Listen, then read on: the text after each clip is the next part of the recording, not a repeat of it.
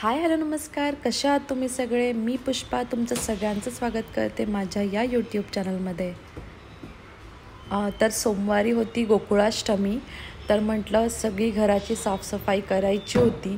असे पण गणपती येत आहेत आणि डस्टिंग आपण आधीमध्ये करतच असतो, कारण जाळे मकोडे भरपूर झालेले असतात घरामध्ये. 15 दिवसातून एकदा तरी डस्टिंग करायलाच लागते.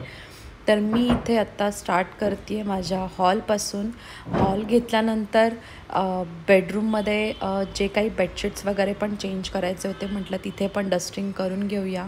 आणि डायनिंग रूममध्ये देखील मला थोडीफार डस्टिंग करायची होती, कारण जेव्हा मला असं कुठे काही कचरा दिसला ना, तर मी म्हणजे माझ्या त्या पर्टिक्युलर डेटसाठी किंवा डेसाठी मी थांबत नाही. मी माझं जे काही काम आहे ते डेली बेसिसवरती अल्टरनेट डे मी अधेमध्ये डस्टिंग करत असते. तर इथे मी व्यवस्थित सोफा आहे ना, तो झटकून घेतलेला आहे. तर वरचं जे काही डस्टिंग आहे ना, त्यासाठी मी हा जो डस्टर आहे ना तो यूज करते. म्हणजे ऑल इन वन सोल्युशन आहे. तर तुम्ही बघू शकताय ह्याची जी हाईट आहे ना ती ॲडजस्टेबल आहे.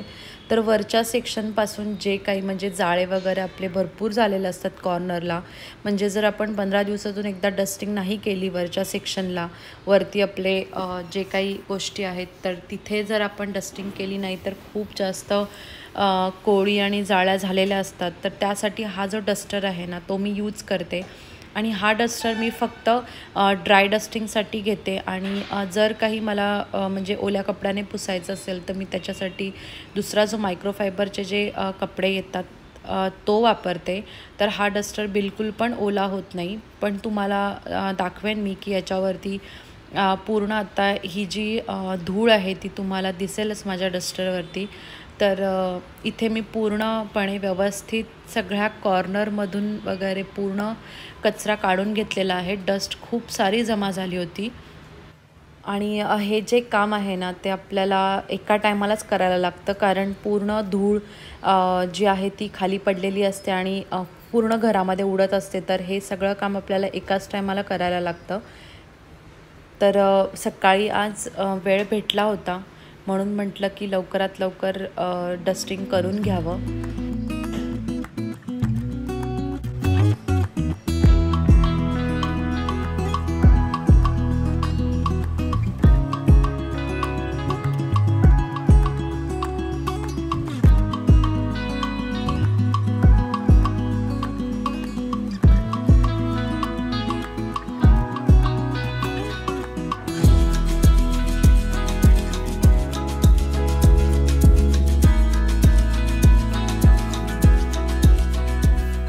तर या डस्टरने ना इतकं छान क्लिनिंग होतं, म्हणजे दुसऱ्या कुठल्याच गोष्टीची गरज नाही पडत मला क्लिनिंगसाठी.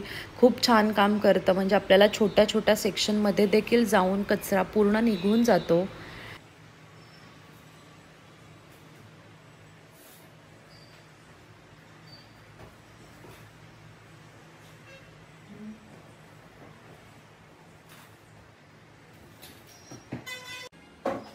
तर इथे तुम्हाला एक युनिट दिसत असेल, त्याच्यावरती आहे ना काच ठेवलेली आहे. तर त्या काचवरती एवढी धूळ जमा झालेली असते. तर त्याला काय होतं, म्हणजे तुम्ही म्हणजे ह्याला अल्टरनेट डेज जरी पुसला ना तरी त्याच्यावरती डेली पुसायला लागतं. आणि अल्टरनेट डे जरी पुसायला गेला ना तर त्याच्यावरती खूप धूळ जमा झालेली असते. आणि वरचा जो सेक्शन आहे तिथे मी जास्त काही म्हणजे डेली किंवा अल्टरनेट डे पुसून घेत नाही. 15 दिवसातूनच डस्टिंग करते. तर त्याच्यावरती एवढी धूळ जमा झाली होती, ती सगळी ह्या डस्टरने पहिले मी क्लीन करून घेतली. कारण पहिले जर ओला कपडा लावला ना तर काचेवरती ती जी धूळ आहे ना ती व्यवस्थित निघत नाही. तर इथे मला पहिले सगळं ड्राय डस्टिंग करून घ्यायला लागतं आणि त्याच्यानंतरच मी ह्याला ओल्या कपड्याने पुसून घेते.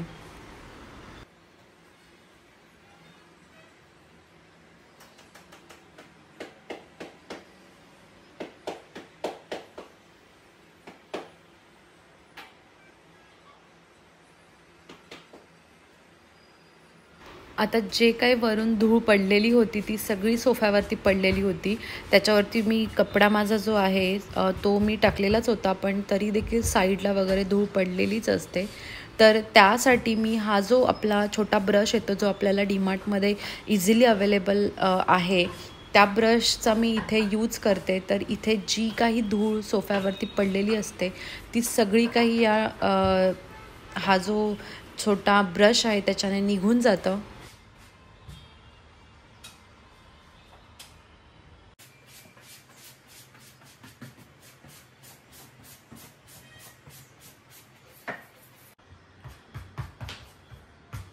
तर असे हे जे काही क्लिनिंगचे टूल्स आहेत म्हणजे ब्रश किंवा डस्टर किंवा मायक्रोफायबरचे कपडे हे आपले खूप छान आणि इझिली काम करून देतात आणि आपलं घर आहे ना ते खूप छान राहतं. तर हे काही गोष्टी आपल्या घरामध्ये असायलाच पाहिजेत. तर हा एक ब्रश आहे की जो खूप छान यूजफुल आहे आणि तुम्ही बघितलात तर माझा जो सोफा आहे ना तो मी ओल्या कपड्याने पुसून नाही घेऊ शकत आणि पूर्ण व्हाईटिश कलरमध्ये म्हणजे बेज कलरमध्ये आहे. तर त्याच्यावरती खूप जास्त धूळ आहे ना ती बसून राहते. तर मला हे आठवड्यातून एकदा तरी माझा जो सोफा आहे ना तो या ब्रशने क्लीन करायला लागतो आणि मी 6 महिन्यातून एकदा ह्याला फोम वॉश करून घेते. टी व्ही युनिट आहे ना तो खूप जास्त खाली आहे त्याच्यामुळे स्पृहाचा इथे सारखा हात असतो आणि म्हणून मला हे डेली साफ करायला लागतं. तरी पण आज आता याच्यावरती धूळ पडलेली होती त्याच्यामुळे हे देखील मी सोबतच साफ करून घेते आहे. आणि सोबतच दरवाजे आहेत ना ते आठवड्यातून एकदा क्लीन होतच असतात. त्याच्यामुळे आज मी जास्त दरवाजांकडे लक्ष दिलेलं नव्हतं. जे मेन टार्गेट होतं तेच झालेलं आहे माझं क्लिनिंग.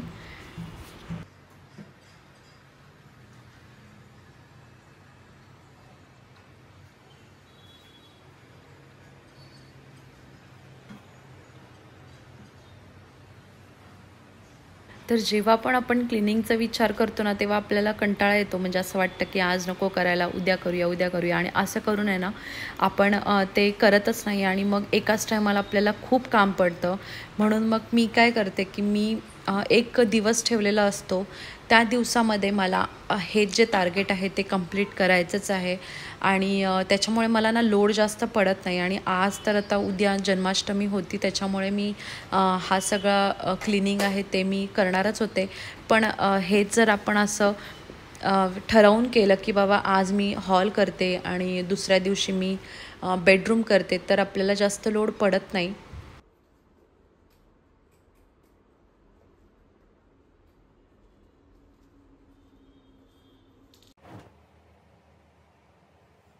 तर माझा हॉल होई तोपर्यंत सगळे घरातले उठले होते आणि म्हणून मी बोलले की आता मी बेडरूममध्ये जाते. तर जे काही ब्लँकेट्स, उशा वगैरे जे काही आहे ना, ते मी सगळं पहिले ड्रॉवर्समध्ये ठेवून देते म्हणजे त्याच्यावरती जास्त धूळ पडणार नाही.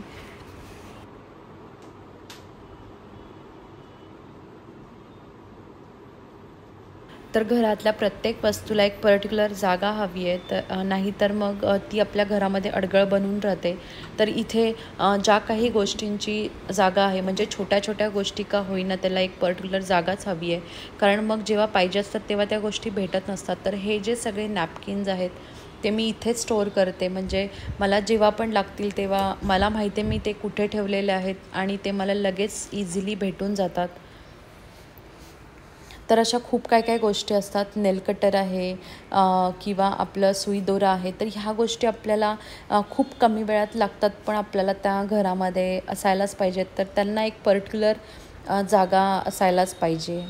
तर इथे मी पहिले जे माझे कबर्ड्स आहेत तुम्ही बघू शकता ते पूर्ण पांढऱ्यामध्ये आहेत. तर ह्याच्यावरती जर धूळ जमा झाली ना तर ती स्पष्ट दिसून येते. त्याच्यामुळे मला हे अधेमध्ये क्लीन करायलाच लागतं आणि हा जो डस्टर आहे ना ते माझं काम आहे ना खूप इझी करून जातं.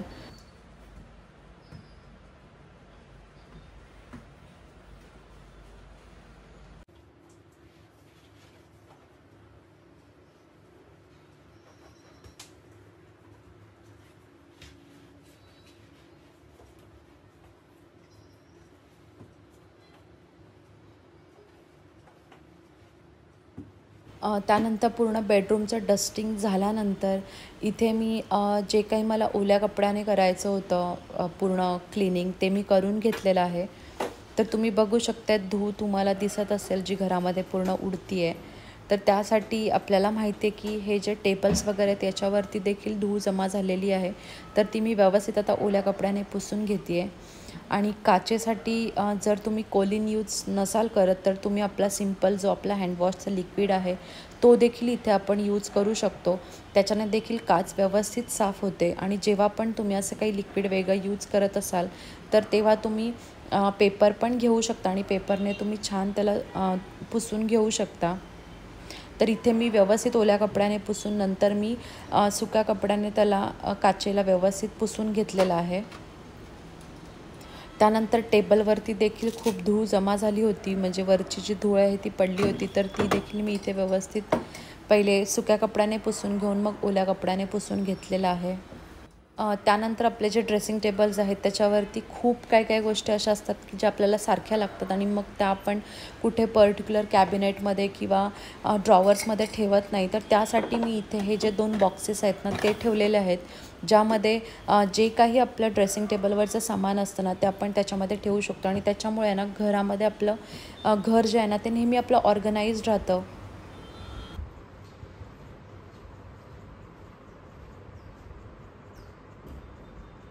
तर इथे मी आता आरुषच्या रूमची थोडीफार डस्टिंग करते. तर मी आरुषला एक सवय लावली आहे की त्याचं जे काही सामान आहे तो त्याचं व्यवस्थित तो ठेवतो आणि त्याचे कपडे त्याला व्यवस्थित फोल्ड देखील करता येतात, म्हणजे तो कपड्यांच्या छान घड्या देखील घालतो. आणि जो त्याचा टेबल आहे ना तो देखील तो ड्राय डस्टिंग करून घेतो. तर आता मला फक्त त्याच्या रूममध्ये त्याची जी काच आहे ना ती साफ करायची होती आणि त्याच्यासोबतच मी परत थोडंफार कानेकोपरे जे आहेत ना ते साफ करून घेते आहे. इथे ओल्या कपड्याने पुसून घेते आहे. तर जेव्हा पण आपण घरामध्ये असं काही काम करत असतो ना तेव्हा तिथे आपण आपल्या मुलांना देखील इन्क्लूड करायला पाहिजे, म्हणजे त्यांना देखील सवय लागते या सगळ्या गोष्टींची. आणि असं काही नाही आहे की आपण फक्त एकट्यानेच घराची काळजी घेतली पाहिजे. जर एकट्यानेच घराची काळजी घेतली तर ते घर कधीच क्लीन किंवा ऑर्गनाइज राहणार नाही. सगळ्यांनी थोडंफार काम केलं तरच ते घर छान आणि स्वच्छ दिसेल. तर ह्या सगळ्या ज्या सवयी आहेत ना त्या सवयी मुलांना आपण लावल्या पाहिजेत. आणि जरी सवयी लावल्या नाहीत ना तरी मुलं आपलं बघून मुलांना लक्षात येतं की अरे हां, आपली मम्मी जर हे काम करते तर आपण देखील मम्मीची हेल्प केली पाहिजे. तर तो बघतो आणि तो त्याच्यातून शिकतो आणि त्याला असं वाटतं की आपण हे काम करावं.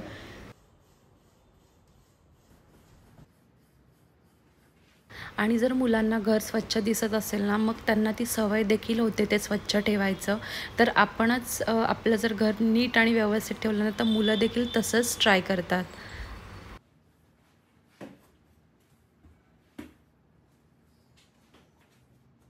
तर आता इथे डायनिंग रूममध्ये जे माझे हे ग्लासचे जे युनिट्स आहेत ना तिथे वरती खूप धूळ जमा होत असते, कारण तिथे जवळच खिडकी आहे तर धूळ भरपूर येते.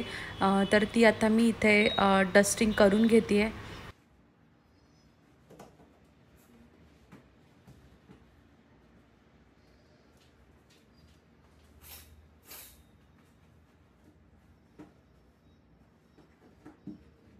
तर इथे माझं सगळं जे काही डस्टिंग होतं, जे मी ठरवलं होतं ते झालेलं होतं.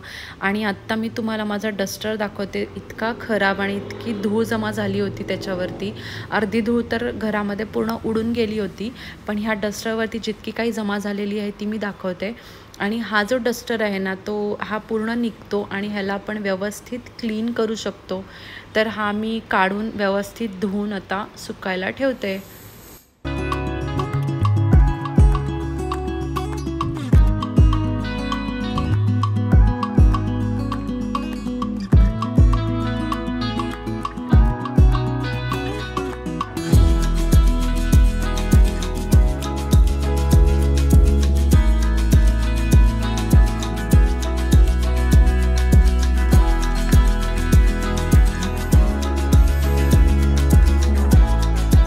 त्यानंतर इथे बेडरूममध्ये बेडशीट चेंज करून घेते आहे, कारण ह्या बेडशीटवरती आता खूप जास्त धूळ जमा झाली होती. त्याच्यामुळे आता ह्या बेडशीट काढायच्याच होत्या, क्लीन करायच्याच होत्या. तर ह्या आता मी आता चेंज करून घेते आहे.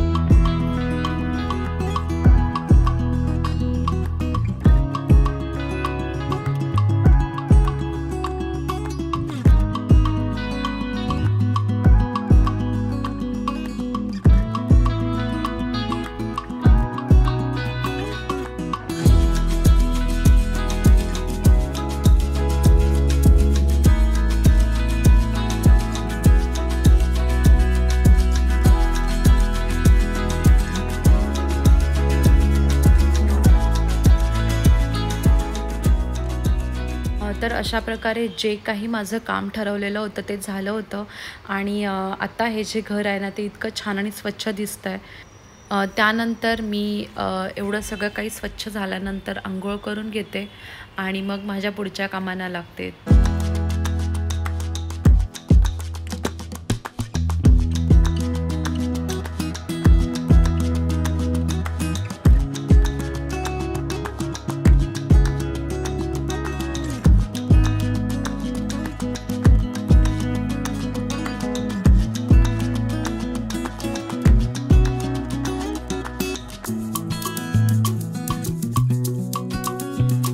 त्यानंतर हॉलमध्ये ज्या काही गोष्टी काढल्या होत्या डस्टिंगच्या आधीच्या त्या सगळ्या आता मी इथे लावून घेते। माझे जे कार्पेट आहे ते मी इथे टाकून घेते आहे, ज्याच्यामुळे घराचा जो लुक आहे ना तो खूप जास्त आणि खूप असा कलरफुल लुक येतो, जो मला खूप आवडतो।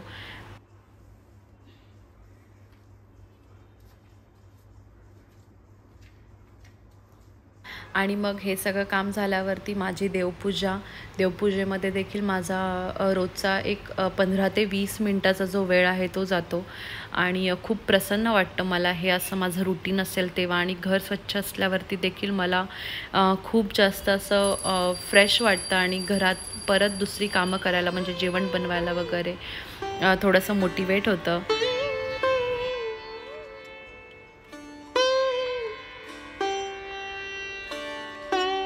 तर असा होता माझा एक दिवस। आय होप तुम्हाला माझी आजची व्हिडिओ आवडली असेल। तर व्हिडिओ आवडली असेल तर लाईक करा आणि तुम्ही चॅनलवरती नवीन असाल तर सबस्क्राईब केल्याशिवाय जाऊ नका। तर भेटूया अजून एका नवीन व्हिडिओमध्ये, तोपर्यंत तुमची काळजी घ्या। Take care and bye.